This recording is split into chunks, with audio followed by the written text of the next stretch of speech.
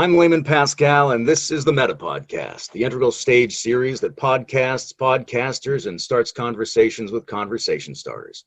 We look for people who are trying to bring forward integrative, transformative, developmental, and meaningful higher and deeper visions through podcasts, YouTube channels, Discord groups, and other forms of online media.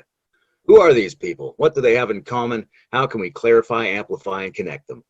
Helping me think through all that today is Rod Cobbold. Hi, Rod. Rob Cobbold. Yeah, Rob? The D's are a decoy. Okay. Nice. Reminds me of Cobbold, like old mythical creature. Oh, really? I don't know about that. Why don't you get us started by telling us what you've been working on and where people can find it?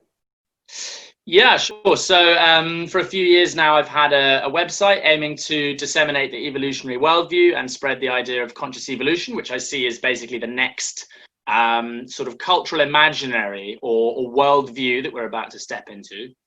And most recently, I've been promoting that with a podcast, which came out last week. And there's a further 2 episodes to come out tomorrow and the Wednesday after. Nice. When I was listening to it, I kept thinking about a couple of things that Nietzsche had said, right? And he's a sort of meaning-oriented, pro-peak experience developmentalist thinker in a way. He said 2 interesting things about the English that I always remember. The first was, he said, man does not seek happiness, only the Englishman does. And then he said that the English always seek the roots of phenomenon in muck, blind mechanism, selfishness, and the primordial ooze. Can you say that one again? That the English seek for the roots of phenomenon in like muck, blind mechanism, selfishness, like everything you would want to despise. Yeah. I feel like you're trying to get, on the one hand, beyond the search for happiness, but on the other hand, that you're trying to figure out how transcendental impulses fit together with the world that's understood in a neo-Darwinian, materialist, mechanical way, a vision that the British had a great hand in creating in the world. Is that kind of your project? No, that's pretty spot on. I mean, ultimately I'm trying to paint a bold vision. I'm trying to sort of sell an idea that people don't know they need yet, most people. And so you've got to tie it into something. And at the same time, I'm trying to make it as broad as possible. So I'm trying not to alienate anyone. So I do tread a very careful line between, appealing to the ideals of science, certainly making use of the best available research in evolutionary biology, evolutionary psychology, etc. But then at the same time, it's also a spiritual message, the evolutionary worldview. And so, I keep it open to both sides of the line. And then as for the sort of happiness thing, that was, it is my absolute belief that it's, the way to find meaning in life is through those 3 things that I mentioned in the podcast: cooperation, creativity, and transcendence. And, it surely can't be a coincidence that they happen to be things that the evolutionary process does all by itself and has been doing for 13.8 billion years. But I certainly thought quite hard about how could I tie this whole message into something that your average person on the street cares about. And the one thing that your average person on the street cares about is being happy. So if you start from there, you hopefully take the maximum amount of people with you. And then, by about the final episode, I'll have lost about half of them. It's good to have that sensibility in advance. In your manifesto, you refer to the evolutionary worldview as being centered around the idea that evolution has a trajectory. Mm-hmm. Now, I like to say that, but that is John Stewart's. How do you answer people who say that's not how evolution works? Evolution is an undirected process of genetic reproduction adapting to niches. It's got no trajectory. How do you respond? Sure. Just first thing to say is that that evolutionary manifesto is from John Stewart, who I got a lot of my ideas from. And yeah, he spent 20, 30 years having to come against the same argument because he really is a materialist and a rational guy. And I think, to be honest, I sort of can't. The best argument I've come across suggesting that there isn't a direction to evolution is from Stephen Jay Gould. And he talks about there's a left wall of complexity, which is, where we began, sort of, the single cell organisms. And so from there, of course, it had to evolve towards complexity. And he cites all these mass extinctions and examples where, the trend towards complexity isn't so obvious. But it was still thoroughly unconvincing. It just sounded like he was using a lot of complicated words to say basically what I was saying, which is like, yes, there is a left wall of complexity and we're continually evolving beyond it. And I'm not saying it's a steady state process. Like, there's plenty of backward steps, mass extinctions being the most sort of striking example. But if you really set out the evolutionary timeline, you can go on Wikipedia and just search evolutionary timeline. And you look at literally the entire history of life on Earth, from the emergence of life something like 4 billion years ago to now. I still find it hard to believe that material science has persuaded itself that there isn't a direction to evolution. It seems so blindingly obvious that there are not just one, not just two, but actually sort of three trajectories, and they have a kind of exponential curve like this. So yeah, I don't have anything very clever to say to someone who comes up with that argument, apart from just look at the facts. Like, and I think the only reason why material science has been so dogmatic on this point, or has been so careful in order to try and remove any kind of purpose or meaning out of the evolutionary process, is because you have to understand the context in which the idea came about. You know, this is at a time when the scientific discipline is still trying to establish its independence from religion. It wasn't so long before that you had people being burned at the stake, for heresy.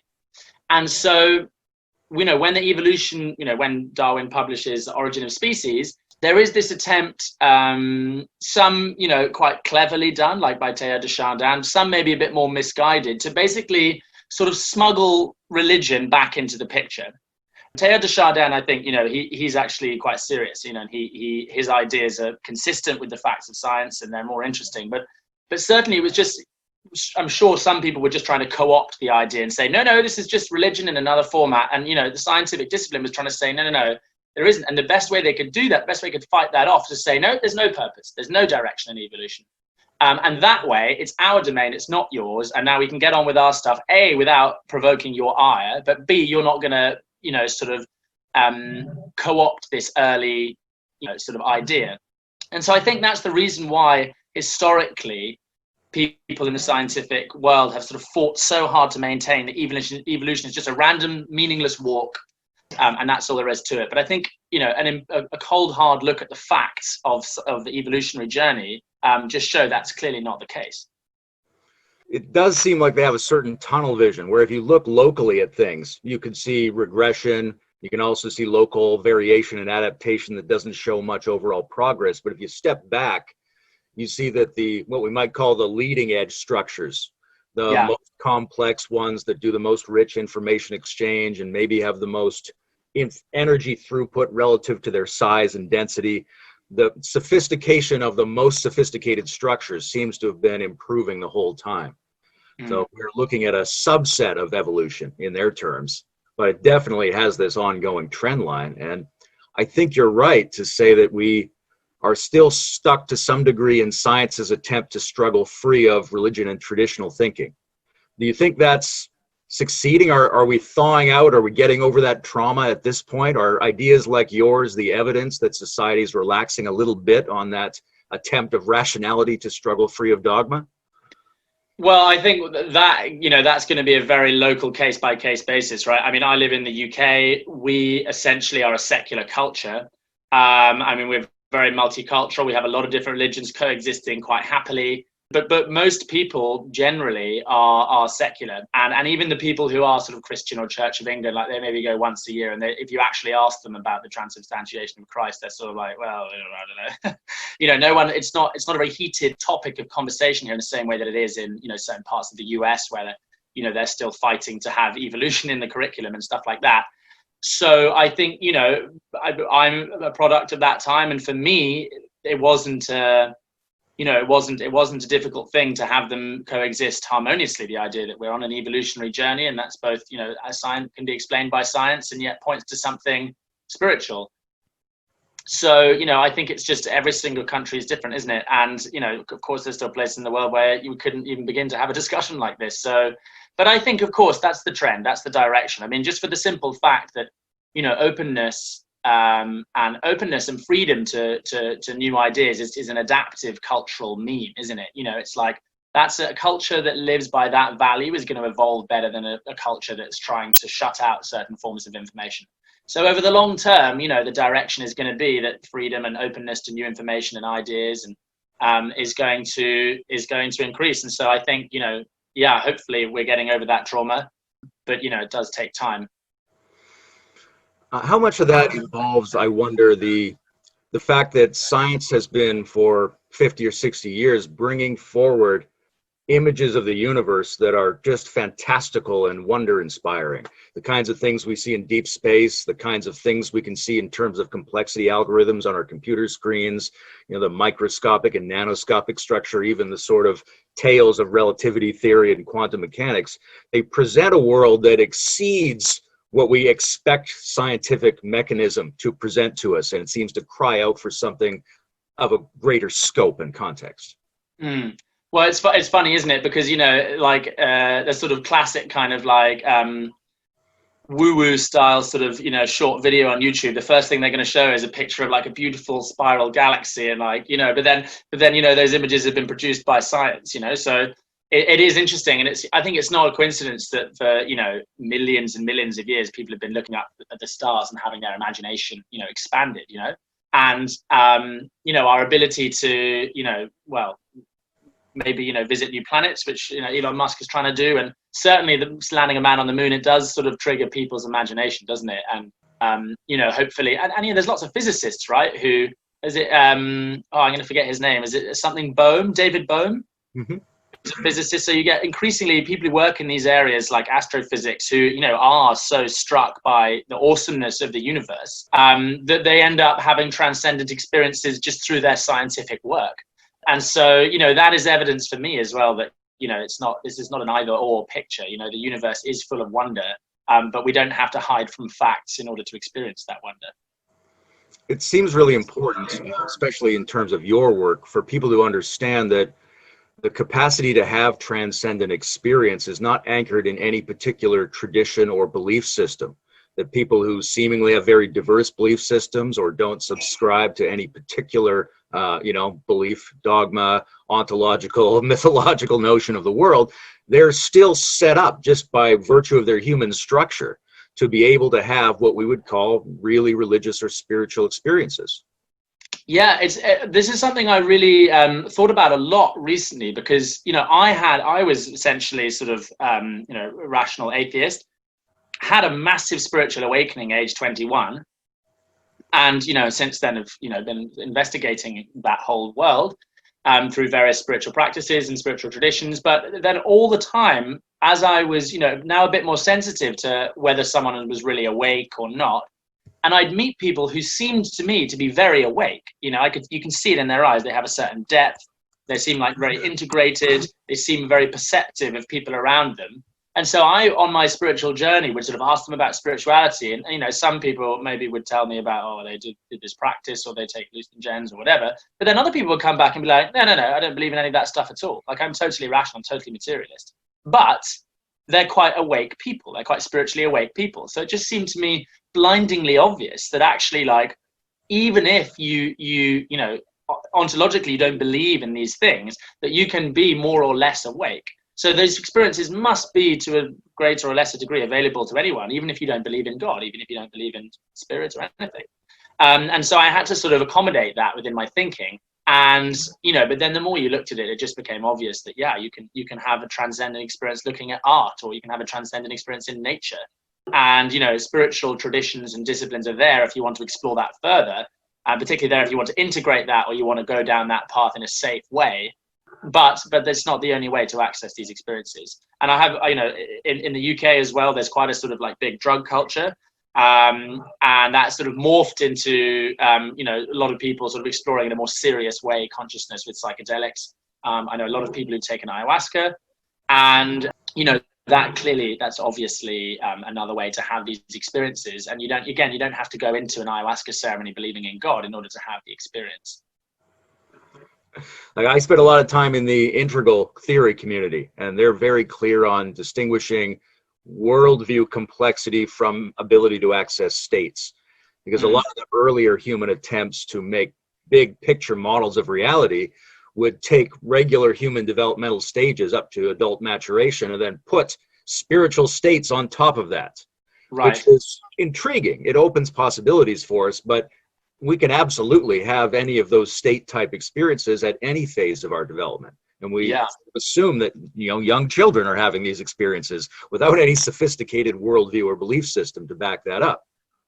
And that was I listened to a podcast with Ken Wilber the other day, and he just made that point. But it was that really unlocked something for me as well, because he was talking about how, you can be at a traditional, code or traditional worldview in terms of your, values, and yet have a transcendent experience. But you're going to interpret that through your worldview, right? So you're going to come to the conclusion that, oh no, you have to be a traditional Muslim to have that experience, because that's your worldview when you have that experience. And the Buddhist tradition, I mean, I think the first thing, when I had my spiritual experience, the first thing I thought of was, oh, that's Buddhism, like that, just the whole thing fell into my lap. And I was like, but then later I was like, well, that's interesting that I went there. Like, why was Buddhism the first thing I thought? Oh, this is clearly Buddhism. And of course, it's to do with what I happened to be exposed to at the time, but I wasn't practicing, I wasn't meditating, I hadn't given Buddhism a serious thought. It's just that Buddhism is a very kind of rational stage sort of spiritual tradition, isn't it? This is you've got to imagine that the Buddha, when he had his enlightenment, was at a kind of sort of rational sort of worldview. He was not and it's all couched in language that appeals to rational people, which is why it's sort of done so well in the Western world, right? Buddhism, because it does appeal to you. There's no dogma. It's very, very logical if you think about it. And so, it's just, and it's interesting how much that will color your life, like when you have a transcendent experience, what is your worldview, and how much of that are you going to cling on to and interpret your spiritual experience through that lens? So it seems like there's a conversation in the world that can only really happen when people start to tease apart their super meaningful experiences from their explanations of those experiences. And whether we're talking about a more fine-tuned understanding of the subjective phenomenology of how those experiences arise, or whether we're looking at the physiological and neurochemical correlates of those experiences, or the behavioral circumstances that tend to evoke them. We really don't seem to be able to get a grip on what they are unless we can separate them in ourselves from our explanations of what they are. But people who've done that seem to be available to a wider conversation that looks more closely at the actual dynamics of these experiences and their relevance for human life. I got the sense that you're in that place, and you're looking for people who are in that place to sort of help that conversation move forward. Yeah, definitely. I think these experiences are beautiful, but at the same time, I think it's important not to get too attached to them as well. They're for me, at least, it was the opening of a door, and now I have to do the hard work every day by sitting down on the mat and all the rest of it. But then at the same time, I don't think it's something that everybody needs to go down the spiritual path. Like it's not necessarily. I think we need the whole world. I used to think that, obviously, when I had my spiritual awakening. I'm sure lots of people have had the same thing. Like, oh right, we just need everybody to just to meditate, and then everything will be fine. Everyone is like in the 90s in the UK, everyone's taking ecstasy. Everyone's like, we just need to get all the world leaders to take ecstasy and it'll all be fine. But so that's not really, what I'm sort of trying to push necessarily. It's just that, it's just that for some people it's out there. And I think what's sad is that, our culture does quite a good job of hiding it from us. I remember the first thing that I thought of when I had my spiritual awakening was like, why wasn't I told about this in school? Like, think of all the crap that I've absorbed in school. Nobody told me I could have a spiritual awakening. Nobody told me that was a thing. I mean, even my family didn't say that. I mean, I guess even my family, like, quite, spiritually interesting people, lots of them. But you know what I mean? It's just something, and maybe it's because it doesn't help to talk about it, I suppose, because you can talk about it all day long and it doesn't actually get anyone there. Which, not to undermine the whole basis of this conversation or anything. I certainly, like, I think what's most important to me about the evolutionary worldview is that it can build bridges, and there is this difficult schism between scientifically minded people and spiritual minded people, and it's set up as a dichotomy, that you have to choose one or the other.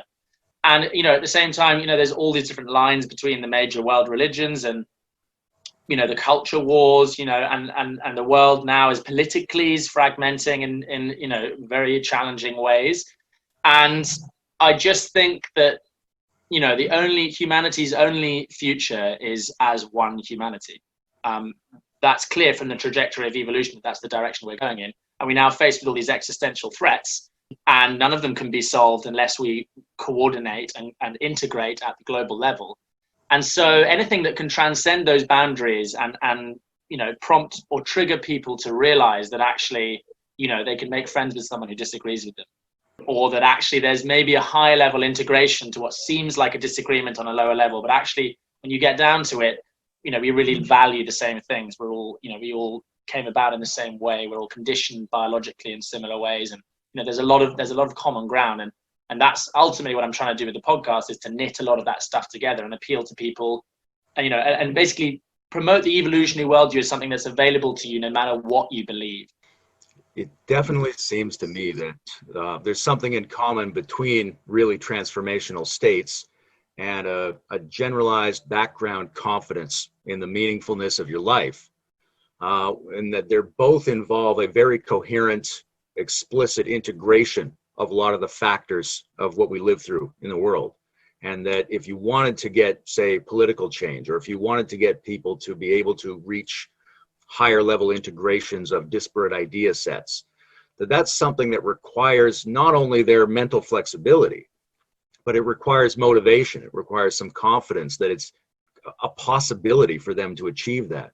So when you were first saying, it's not all about these peak experience states, right? And people should be having more of them. They should be deeper and more widely worked on and better understood.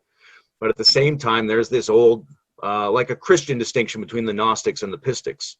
The Gnostics sort of said, you have to have the experience for yourself. And the Pistics said, no, you just have to have faith that those realities exist.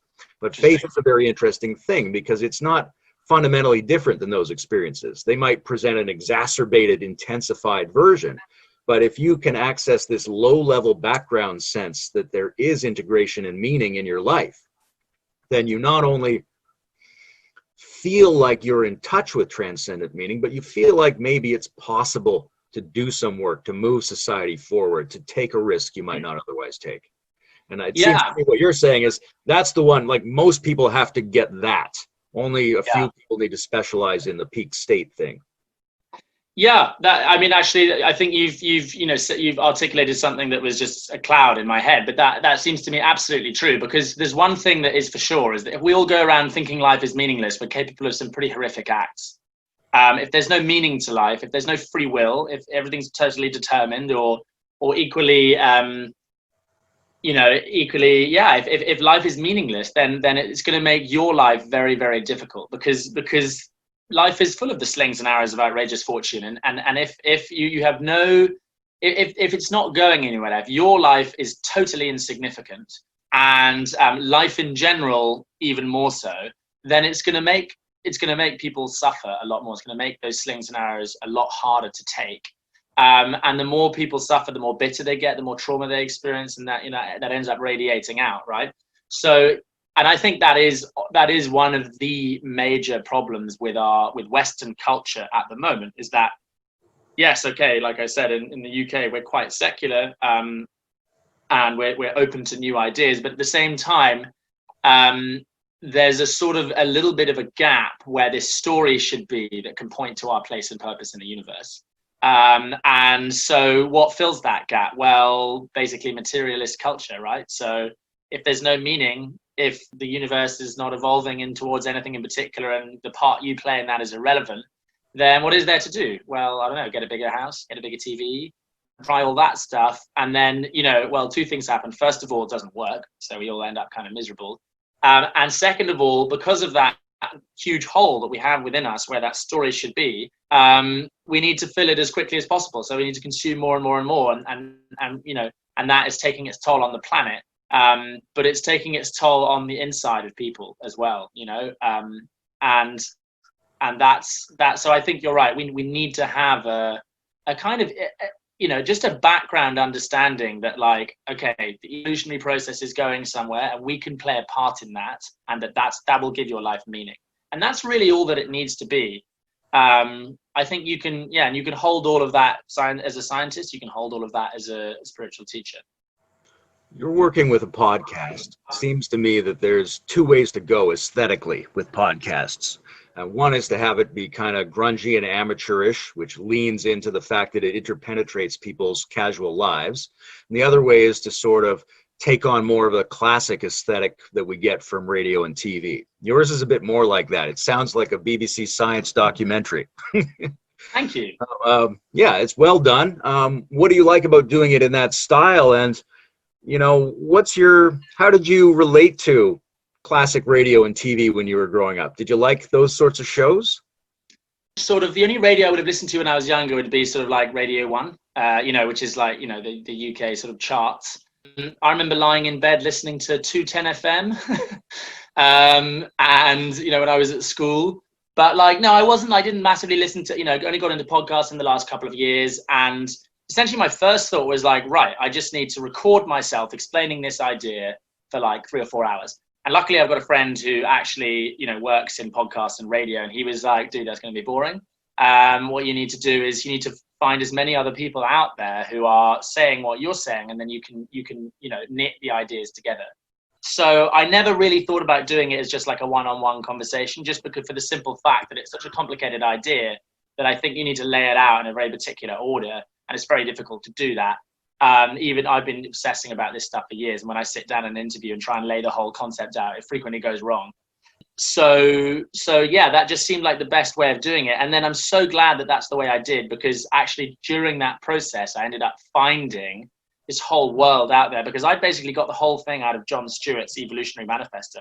And through that process, I discovered Integral. I discovered, Carter Phipps, who's been on your show, Steve McIntosh, another integral thinker. I discovered Game B. I discovered Spiral Dynamics. I discovered all of this stuff, which ended up massively just improving my understanding and also making the idea itself a lot more rigorous, a lot more solid. And it draws on a lot of all that stuff and integrates it, I hope. But then, as you say, it's more engaging, right? It's if you've got different people speaking, your attention's constantly kept. And the other thing is that everyone explains conscious evolution in their own way. And so in the final episode, I've got 4 or 5 people explaining what conscious evolution is to them. Because there'll be some people who will listen to me explaining conscious evolution. It just won't land. The idea won't land, they'll be like, what? But then, if someone else will use an analogy, like Carter Phipps uses the analogy of driving along in a car and opening your eyes. And that to me, that really works for me. And I'm sure it'll work for lots of people. So it allows you to come at it from lots of different angles so that, hopefully you get the idea through to as many people as possible. I enjoyed hearing Viktor Frankl. He's underappreciated these days. And I wondered what you thought about the role that meaning has in, say, simple biological health. Because I think one of Frankl's points was people who had a strong sense of transcendent purpose were able to physically do better under very harsh conditions that he went through. So what's your sense of the role that a deep sense or peak sense of meaning might play just in our basic, say, health services and people's desire to live a healthy life? God, that's an interesting question. And it's not something I've thought about too much, except that is really one of the most fascinating quotes from Frankl. He says, in the final analysis, those people who had a meaning to live for, they were most likely to survive the Holocaust. And that's an incredibly powerful point that, or conclusion to reach. And I think it's certainly true, isn't it, that, we all know, elderly relatives or friends who, at the end of their lives, they are willing and happy to die. Maybe they've lost their, my great aunt, for example, her husband, my great uncle, he died, and it was some years before she died. And when it came to, when she was getting ill, she was totally happy and ready to die. And so she, I'm sure that's hastened her departure, because there's nothing you're clinging to in this life. Your meaning is accomplished. And I think it's just absolutely true that, like, the way you it gives you a much stronger reason to hold on to life, right? Or because if you're living for something, and the way that you orient yourself mentally obviously affects how well you cope with disease and all sorts of things. So I think it definitely has a huge impact. It'd be lovely to come up with like a exact figure and the number of billions that the NHS would save per year if we all thought life was transcendent and meaningful. But it must have a role, surely. What sorts of inner practices do you engage in regularly to stabilize your sense of meaning? So I'm a Sufi, first and foremost. So I do Sufi meditation just about every morning. I also do yoga as well. I sort of alternate between those two depending on how I feel. If anyone's interested, I would say, yoga is very body based. And so it's very grounding, and I'm quite, an airy in terms of the elements. I'm quite, up in my head, quite abstract. And so I really need that grounding. So I do a lot of yoga, and that helps me, experience my body and use the wisdom of my body rather than just my head. And Sufism is a lot more esoteric. It's a lot more sort of mystical. It appeals to my intellectual side, their intellectual or their sort of understanding or the teachings of, the metaphysical reality of life and nature and God. And all that stuff appeals to me a lot more. Whereas the yoga sort of philosophy, less so, but the practice more so a bit. So I sort of juggle both of them. And what about you? Do you practice much? I was a meditation teacher for years, and so I've got a stockpile of diverse techniques on hand. But what I really love is improvising new techniques. But if you do that enough, they all end up looking a bit like each other. Can you give me an example? Yeah, for example, if I've got a principle that says something like, I can achieve a generalized sense of intensified being by combining in my attention and balancing out different internal subsystems, then I could pick any two of those subsystems. I mean, like, okay, I'm going to think about my highest sense of possible meaning, but I'm also going to put all my attention in my little finger on my right hand. And I'm going to hold both of those. And after a while, the holding they blur into each other. And it doesn't just synchronize those two parts. You get this sort of generalized sense of, oh, me, but bigger. That sounds hilarious. I would love to try that with you. That sounds weird and fun. Yeah, I just enjoy. I mean, it's almost like when they say weaponize, when you take something that isn't a weapon and turn it into a weapon. I think very often when you have an insight, there's a way to unpack that into a practice, even if it's just to try it out. Interesting. Okay, I'll play with that. That sounds fun. All right, great. Whoa, there was something really interesting in your previous answer that I wanted to get back to, but maybe it'll come back up again. Now, conscious evolution, very interesting thing. You say you've got some people bringing forward their understanding of what that means. What's your understanding of what consciousness is? Because I think a lot of people have a very emotional and aesthetic reaction to the promises of that term. But at the same time, a lot of spirituality and a lot of what's meaningful in our life seems to be related to the unconscious. So how important is consciousness? How important is it to, have the thought of evolution in the front of your brain, in a place where you can recognize it when you're awake? Can we participate in it deeply enough from our unconscious, or does it have to be in a place we mentally inspect? No, I don't think it has to be in a place you mentally inspect. I mean, I think it has to be, like we talked about, I think it's the ground on which we can lay a meaningful view of the world, right? So it needs to be in the background of our culture, because it can rationally point to our place and purpose in the universe. So it's important like that. But I don't think it's important to go around as an individual with evolution in the forefront of your mind at all times. I mean, this is one of the things that my friend Miller always used to sort of get at me for, because I would explain conscious evolution, and then she'd be like, and then I'd be like, okay, well then, but what do you do as a result? And I was like, well, you can, cooperate more and be more creative, and, there's all this kind of stuff. And she's like, well, I'm doing all that stuff anyway, so why do I need conscious evolution? And, she's right, she is. And I've got lots of friends that are creative and very, loving, cooperative people who give to charity and do good work in the world. And so then I'm like, well, how much do you need this whole conscious evolution thing? And so, yeah, I don't think you need it in order to participate in the trajectory of evolution, or to find your life meaningful necessarily. But as a culture, it's very important to have it in the background. And for some people, it will obviously take on a huge meaning and purpose. And it's no coincidence that, the book Sapiens flew off the shelf, right? Because it does appeal to that sense of wonder and meaning in the universe. But you kind of had two questions in there. There was one about, do we have to have evolution in the forefront of our mind to participate consciously in evolution? The answer is no. And then a little bit before that, you asked a sort of semi-question as well on your way in. Well, it might have been related to how do you work with evolution in a way that's analogous to intentionality, if you're not doing it from your consciousness? Like, what would that practice be? What's subconscious evolution, or what's unconscious Right. evolution, but in a way that's still compatible with what you're talking about?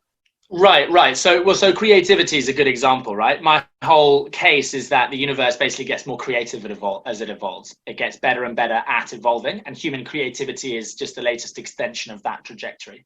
So as an artist, I can be painting a picture. I can be totally in flow state, which is, I understood from all my sort of thinking about it, flow state to me seemed to be the state when you have freed yourself largely from the conditioning of your evolutionary past. So your behavior is not so constrained by your biological conditioning as it is when you're not in flow state.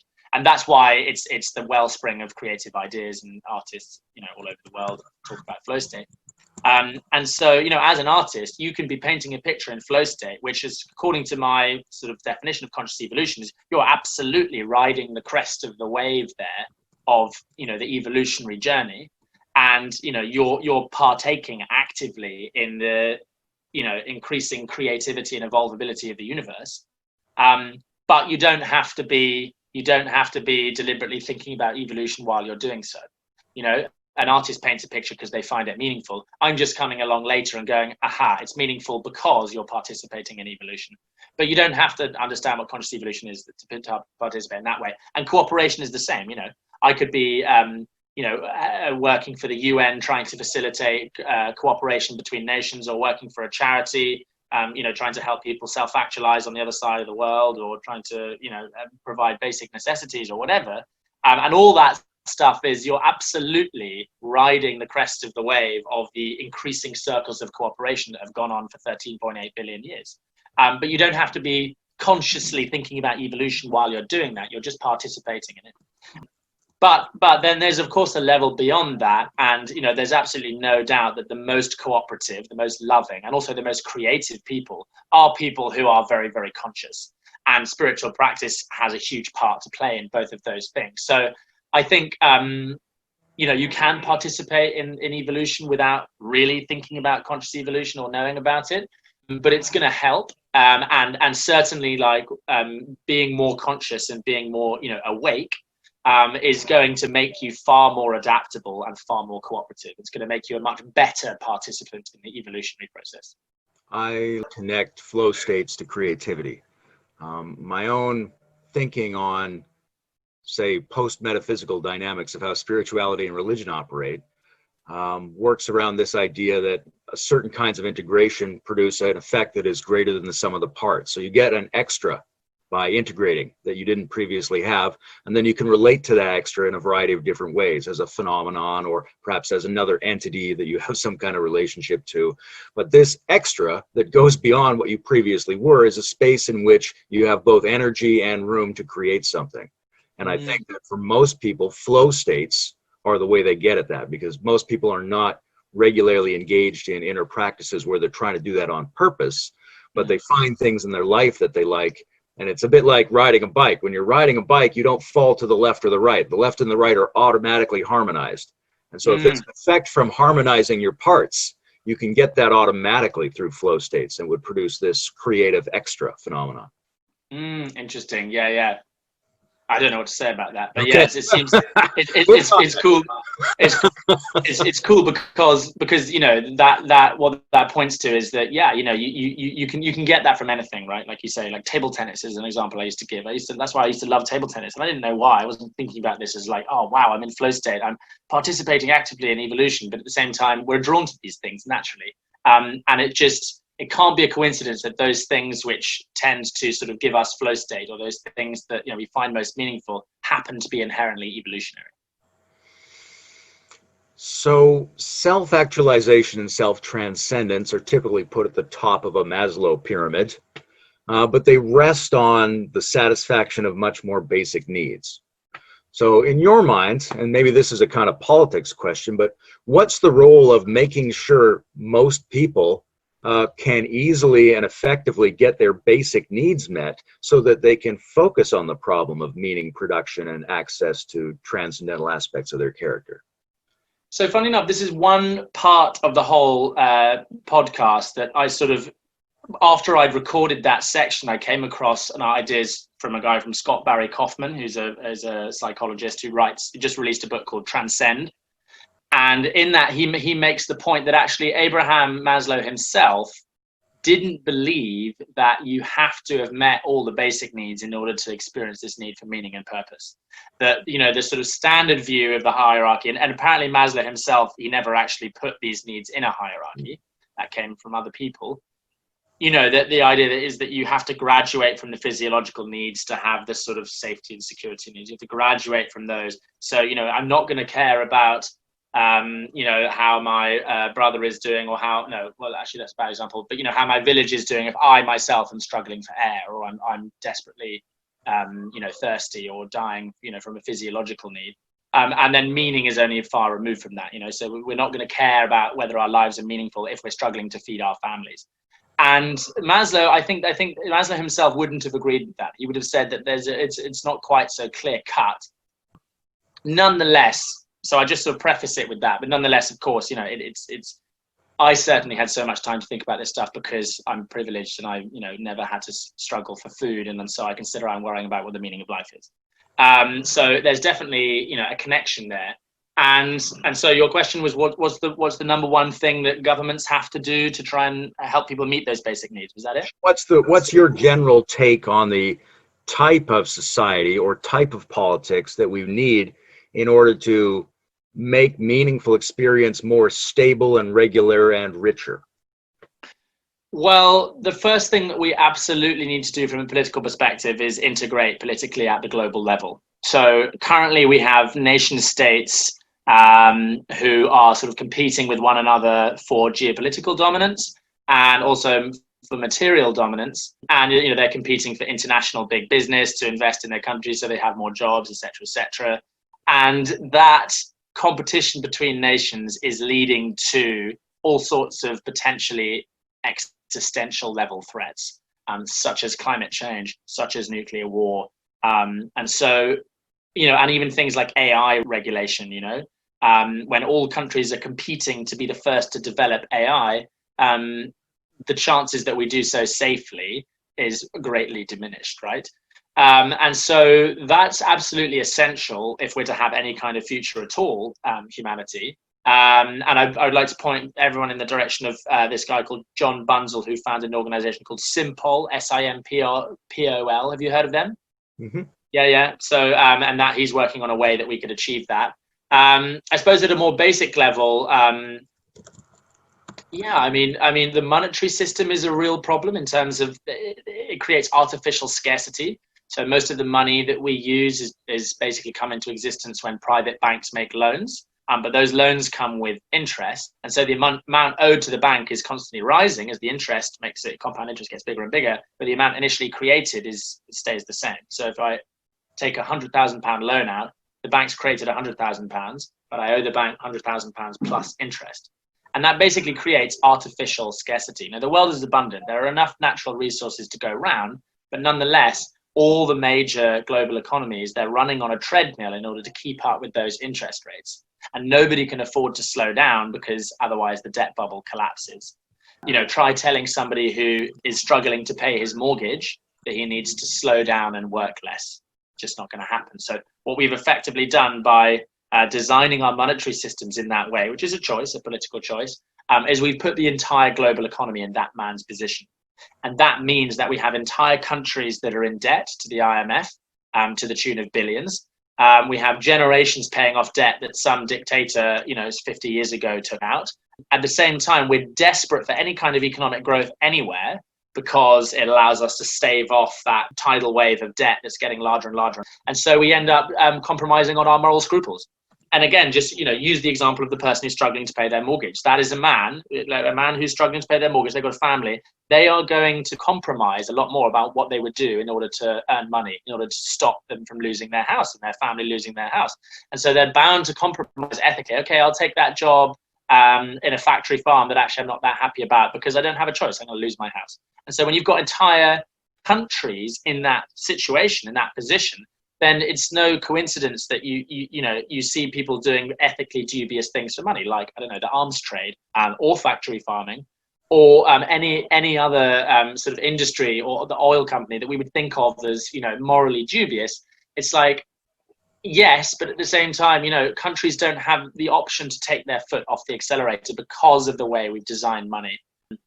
And so you're always going to have someone who is struggling to eat, who's struggling to pay back their debts. It's just mathematically built into the way that we've designed our monetary systems. And therefore, don't be surprised when someone's willing to do some quite dubious shit to stop them from losing their proverbial house, So those two things are most important in terms of a civilization design perspective. Global cooperation and designing a monetary system that isn't based on scarcity, that's not based on debt and interest, basically. But that's quite high level stuff. And, if we get to sort of more low level stuff, it's just about allocation of funds, really. So there's all sorts of charitable causes, like malaria, for example, which is like, it's very cheap to actually, tackle malaria bed nets with mosquito repellent are not expensive. Deworming initiatives, these things aren't expensive. It's just that everybody's attention is in the other direction. So, there's a lot of kind of, and Bill Gates is quite good at all that stuff, I seem to think. He always gives his money to causes that seem to be, they've really thought about what's the most effective way of relieving human poverty and human suffering. So, hopefully we can free more people up to self-actualize. But there's lots of stuff out there, and often it's counterintuitive. People are drawn to heart-led things like, I want to improve women's education in Africa, which is a very noble thing. But it turns out, if you want to improve women's education in Africa, the best thing to do is not build schools, is to fund deworming initiatives. You improve education levels more for the amount of money by funding a deworming initiative than you do by actually building a school. And that won't have the same emotional resonance, as it will, as building a school. That's not going to have the same emotional response. And so, a lot of giving, we end up going for the nice stories or something that appeals emotionally, where we perhaps need to be a little bit more, sort of calculating, I guess, about it, but with a very, noble, loving goal in mind, which is to relieve as much human suffering as possible. The notion of trying to live a more meaningful life. I think a lot of people are charitable in areas where they emotionally connect to a very strong meaning that's anchored in traditional human neurological mechanisms about what's meaningful. A starving child, right? So that's where they're getting meaning. They're trying to orient to meaning, but you're suggesting that we might need to intellectually fine-tune that meaning response so that we can aim it into areas that would help, that aren't immediately responsive to our meaning-making mechanism. Yeah, that's exactly it. And I mean, it's thank God we live in a world where we do have emotional response to a child suffering, and I'm not in any way suggesting we need to try and get rid of that. It's just that often the causes that are emotionally resonant aren't the ones where you can be of most service to the world. But then at the same time, that's potentially it's just fine-tuning. It's fine-tuning is the word, because these impulses, they're shaped by our evolutionary past, and some of those are going to be very useful, some of them less so. I mean, for example, we for millions of years lived in small tribes, and we're sort of programmed to respond emotionally to someone who looks a bit more like us, right? And so it's not a coincidence that, like, for example, like how much have you heard in the news about the conflict going on in Yemen right now? That's not something that hits the news.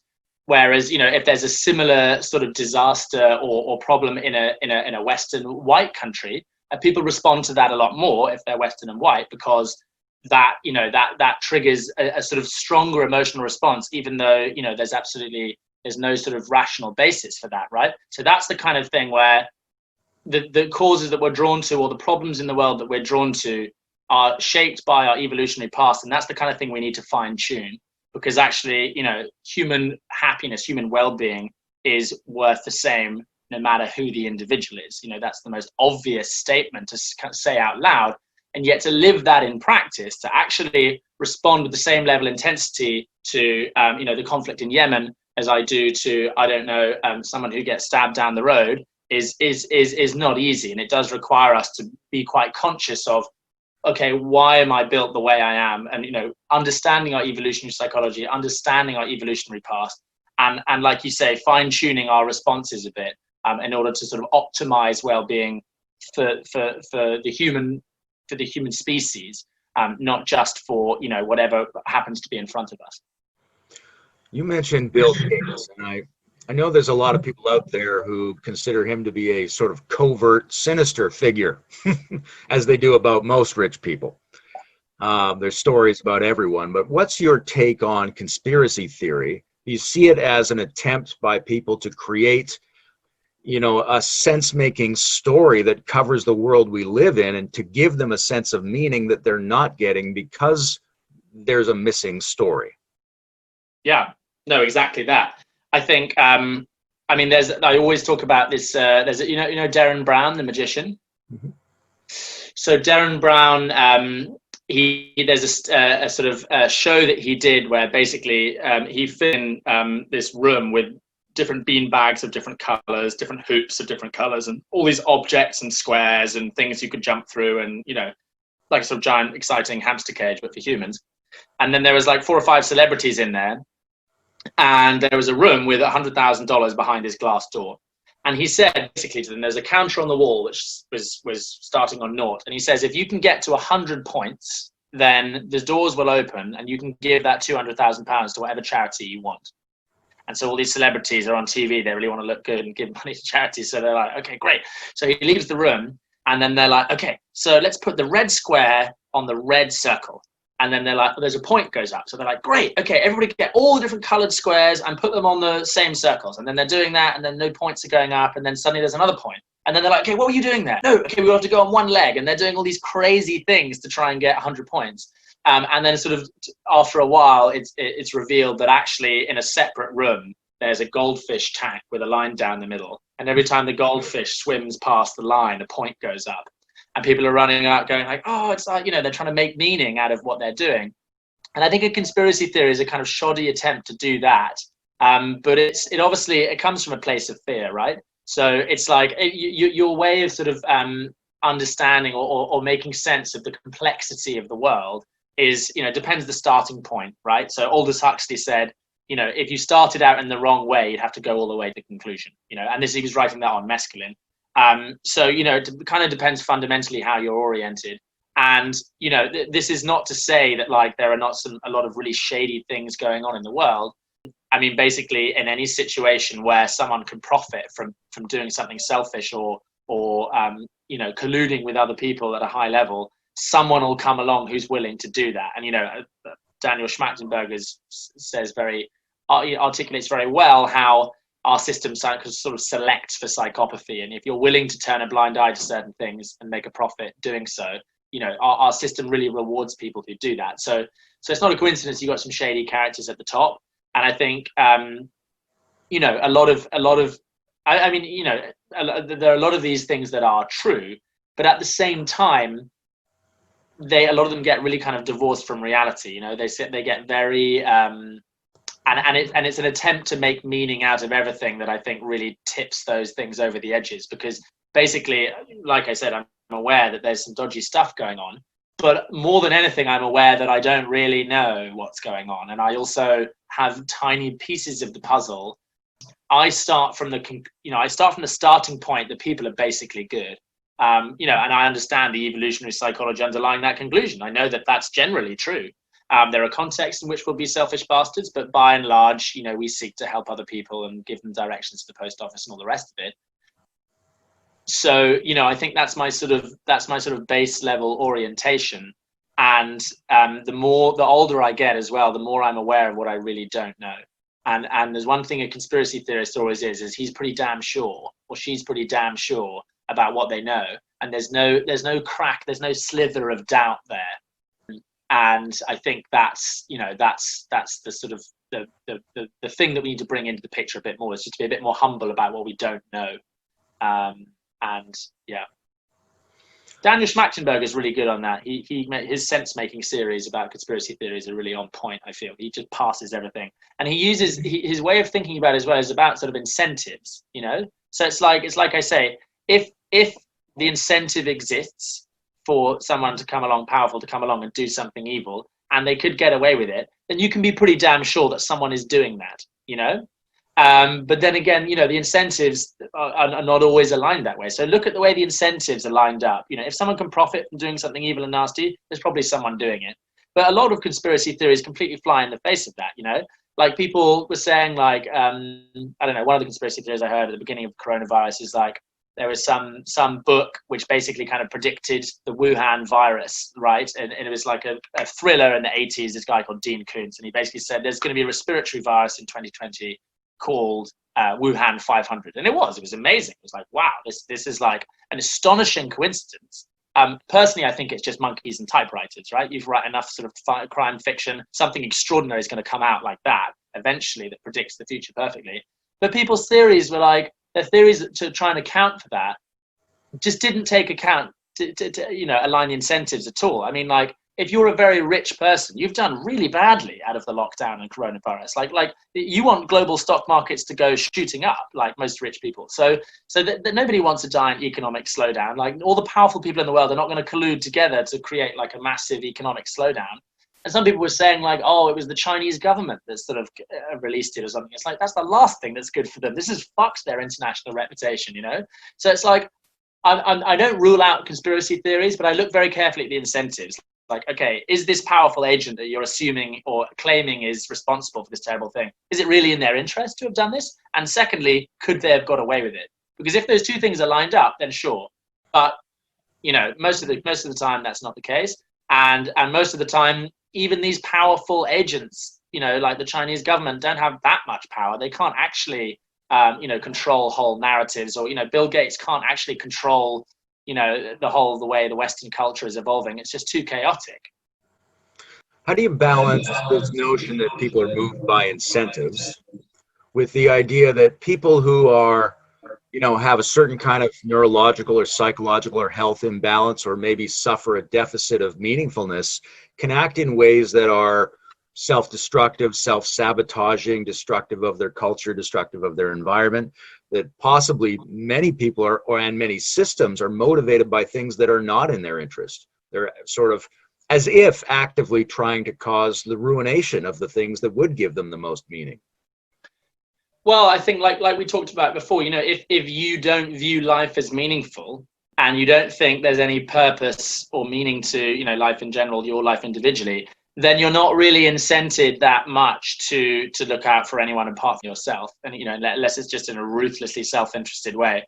But, here's the thing, even on that basis alone, very cooperative societies can evolve, because actually it turns out being a nice guy helps you get by, So even if you're being really kind of psychopathic about it, like, it's still generally a good idea to be a nice guy and sort of help other people out and be seen to be doing good at the very least, right? But I mean, I think certainly, like, if you don't find life meaningful, then you're much more likely to do something, that's kind of clinically self-interested. One of the things among many that make shamanism so interesting is that their method of producing the sacred, their method of ritually or personally improvising super meaningful experience, is so rooted in the experience of nature and ecology. And it seems like that is a very important consideration going forward on the planet. How important do you think it is to start almost purposely tying our meaning-making practices into the environment, into ecology? Oh, unbelievably important. I mean, I've for the last year, I've been working in environmental education, and, I sort of took it as read that everyone loved nature and everyone loved being in nature. And, I'm going to inner city schools in all four corners of the UK and giving talks on climate change. And, I became incredibly apparent that, like, this is not necessarily the case. Most people truly have severed their connection with nature in a way that I didn't really appreciate. I was doing a teacher training workshop in London, and we went to a primary school, and we got the staff out into this local woodland area. There was 5 minutes walk away from their school. A really nice area as well. It was kind of like a reserve. It wasn't quite a park. So there was hardly anyone in there. It was really like overgrown and full of trees and really nice. And we were taking them out there to do a workshop on outdoor learning. So how they can take their kids out of the classroom and do kind of normal classroomy stuff, but in a nice environment, and get them to play with, leaves and stuff like that. And one of the games that we did is, like, we were getting the teacher who said, okay, line up in order of how much you how, who's the tallest, and then who has the longest hair and something like this. But they had to do it without speaking, so it's kind of like a teamwork exercise. And then one of them was, okay, line up in order of how much you like nature. And so obviously me and the other two workshop facilitators, we ended up down one end, and we went down the line and sort of taking it. And then we finally ended in this woman down the far end. And she was like, yeah, I just hate nature. I just don't like it. And I was like, my jaw hit the floor. I was like, what? Like, I didn't actually know that was possible. Of course, it's no surprise that we sort of do as much damage to the natural world as we do, if that's even, because that's like a baby hating its mother's breast. Do you know what I mean? It's like you are like, like Alan Watts said, like we are apples from, we're apples from the tree, the way that like a tree apples, the universe peoples, and we are, we're not separate from it. We are it. We're an expression of it. So it's like to hate nature is like to hate yourself, kind of, really. And that's like I don't know, that's a worrying sort of fact that we could have got that disconnected from nature. And so, yeah, and a lot of sort of like, spiritual practices sort of allow you to reestablish that connection. And I think that's hugely important. How much of the meaning crisis is based on the fact that we just don't check often enough? Like if you ask someone if they have a sense of meaning or faith in their life, then they might check in that moment, but most of the time they might be oblivious to it, right? And if you were to say to someone, hey, what was the most meaningful or transcendental or authentic moment you had today? They'd have to think about it in a way that means most of the time we're unaware of it. And if we're unaware of it, how could we get much better at it? Yeah, it's really funny. There's this quote from Tony Blair who said, I think the hardest thing for a politician to understand is that most people, most of the time, don't give politics a single thought all day long. And I think the hardest thing for me to understand is that most people, most of the time, don't give the meaning of life a single thought all day long. But I don't know. I mean, it's funny because I do have a lot of these conversations, obviously. Particularly when I was researching the podcast, I would ask just about everybody I came across. I'd say, okay, what do you find most meaningful? And to see if it's slotted into those three things that I have in the podcast, like it is like, how good a theory is this? And pretty good, by the way. It's quite hard to find someone who finds something meaningful that doesn't fit into my theory.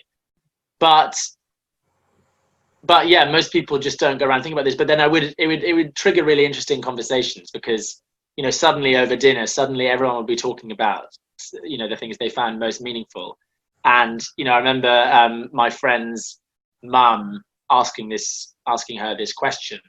And she started talking about an experience of coming out of hospital one day. I think she was seeing a relative who was ill, or maybe she was pregnant, came out of hospital, something like that. It was like a traumatic, difficult moment. And she described, just having this beautiful transcendent experience for some reason, or seeing the world in kind of high definition color for the first time, was the way she explained it.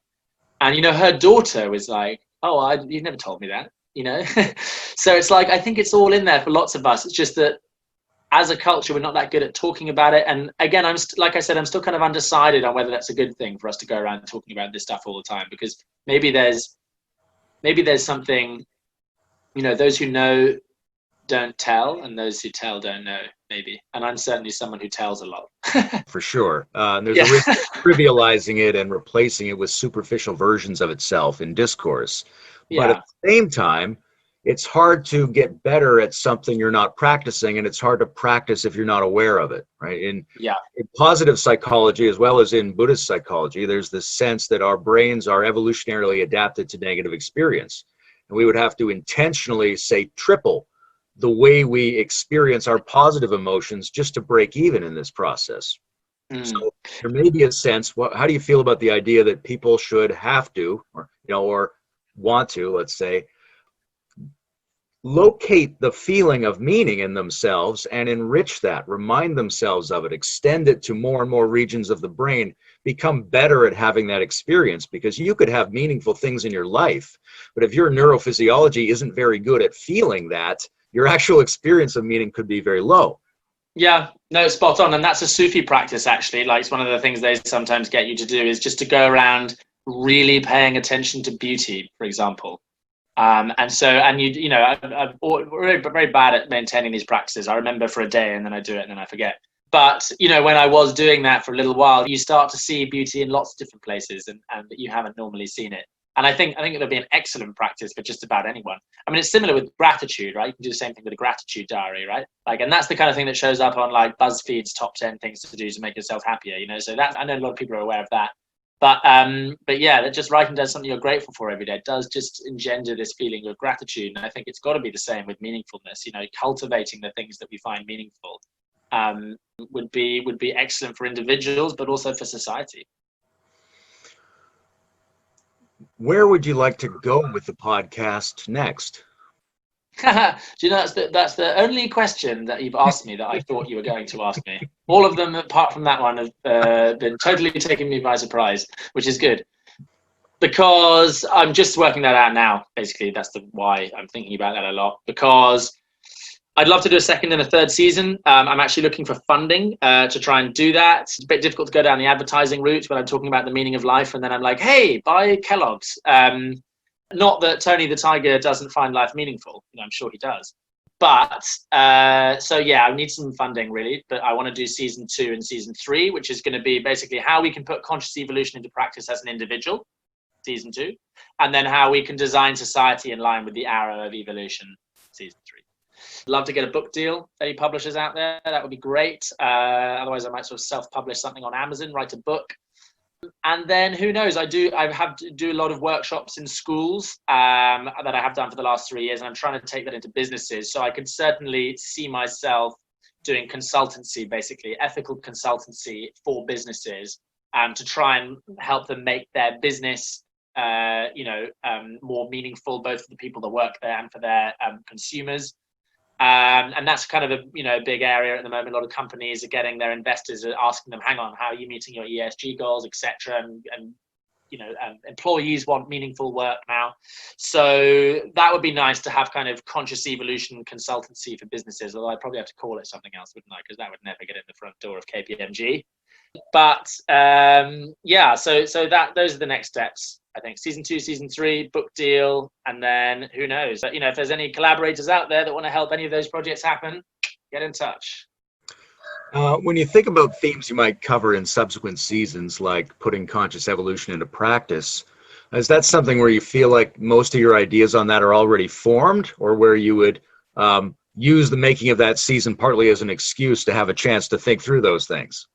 Oh, definitely a bit of both. I probably think now, you know, have you heard of that? I can't remember what it's called, but it's the effect where, you know, when you start learning about something, you think you learn loads, you think you're an expert, but you don't see the rest of it. And then the more you learn, actually, they realize the less that you know, the less you know. The Dunning-Kruger effect.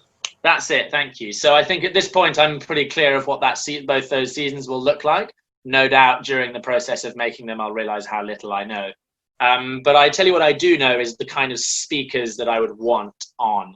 So certainly Daniel Schmachtenberg, I'd like to feature heavily in season 3. I did actually have an interview lined up with him for the season 1, which he sort of couldn't make or had to shift, but I'm hoping to get in touch with him again and get him involved. And in the individual, how we can put it into practice individual, and do a lot more talking to people like spiritual teachers in Sufi world in particular, because they use very interesting evolutionary language, the Sufis. That of all the spiritual traditions I've come across, that's the one that's most in line with conscious evolution. But yeah, no, it's always a fun discovery because you learn tons along the way, and I can't wait to see what it'll kick up. Are you familiar with the Gurdjieffians and the Fourth Way tradition? Because I know that they articulate some ideas about conscious evolution sort of in their discourse. Yeah, so I was in New York overhearing this. I was playing chess with these guys in Washington Square, and this guy started talking about Gurdjieff, and I was about 21. And I went off and I read a couple of his books, and the one by Ouspensky, I can't remember what it's called. The Search for the Miraculous or something. I read that and a couple of other Gurdjieff books. But I've yet to sort of find someone who I can interview, but I would love to from that tradition. That would be a really interesting chat. Do you know anyone who speaks fluently about Gurdjieff and evolution? Yes, I know a few, but they're all older and hard to get a hold of at this point. Right. Yeah, because it seems like he was really popular sort of 50 years ago, right, Gurdjieff, and before that, of course, but less so now, right? He's sort of fallen off most people's mats. Yeah. If there's anyone out there, A lot of those traditions have sort of mutated, I think. They think of themselves in different terms, even if a generation of teachers ago they were very associated with that. Yeah. There's certainly, I feel like Gurdjieff is really alive and well in the festival movement in the UK. Like I've met a lot of people with really interesting, what feel like fourth way techniques of waking people up in like quite shortcutted ways, which maybe I'm just reading that wrong, but it seems to me the fourth way is alive and well in the UK at least, but it's just that it's not discussed in those terms. But if there's anyone out there who has interesting evolutionary ideas and wants to come at it from a Gurdjieffian lens, then again, get in touch because I'm looking for cool people. Is there anything else you'd love to talk about that I haven't asked you about? No, I'm not gonna manufacture something on the spot. Just to say, obviously to anyone listening, please check out the podcast. Help me share it. If you can help me find any print journalists or places where I can put it to give it a bit more attention, that would be great. And I'd love to hear from you. It's been the feedback I've got has been great so far, and it's lovely to hear from all the people who this has chimed with and who've it's helped them find meaning. So that's great. Well, fabulous, Ralph. Thanks very much. This has been nice. Yeah, my absolute pleasure. Very nice to meet you, Layman.